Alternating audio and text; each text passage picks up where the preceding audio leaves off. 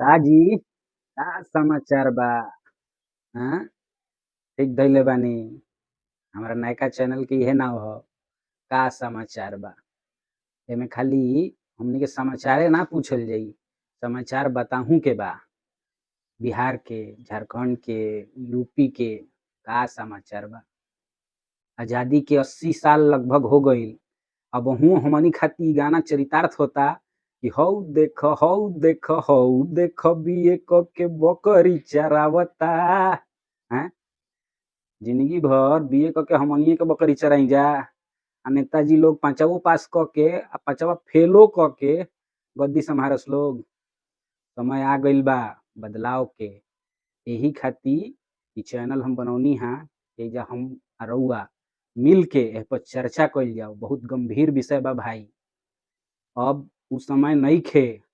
अब ए घड़ी मोबाइल के जमाना बा। केहू रउआ संगे दुराचार करी, अत्याचार करी, रउआ भिरी एतना बड़ गन बा इ, एतना बड़ी औजार बा एकरा जरिये रउआ केहू के एक्सपोज कर सकीला। हमनी के सब आदमी एहिजा बैठ के यही पर चर्चा करे के बा।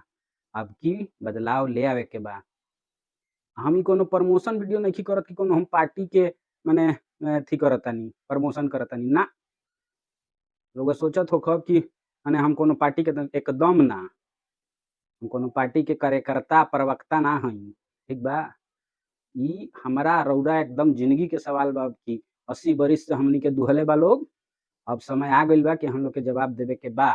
तो जे भी होखे हमनी के क्षेत्र से भा जहाँ से भी हर आदमी अपना क्षेत्र से ओइसने आदमी के चुनी सभे। अब की बिहार में चुनाव बा नु। अब की अइसन चुने के बा अपना क्षेत्र से भाई। जौन पढ़ल लिखल होखे, जौन राउर दुख समझो। अनपढ़ो होखे तो दुख समझे वाला चाही। इ ना कि रजगद्दी पे बैठ गइनी तो हमनी के अइसन माने ट्रीट करो कि का रे तरे। ओकरा भाषा के भी ज्ञान होखे के चाही।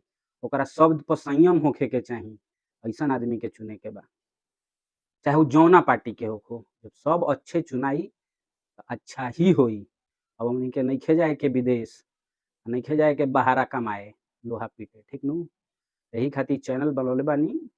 ए पे आई, मिल बैठ के बात कइल जाई, चर्चा कइल जाई। सपोर्ट करी भाई के। ठीक ना? चली समाचार बतावत रहब, समाचार सुनत रहब। ठीक बा? का समाचार। फॉलो कर ली, सब्सक्राइब कर ली।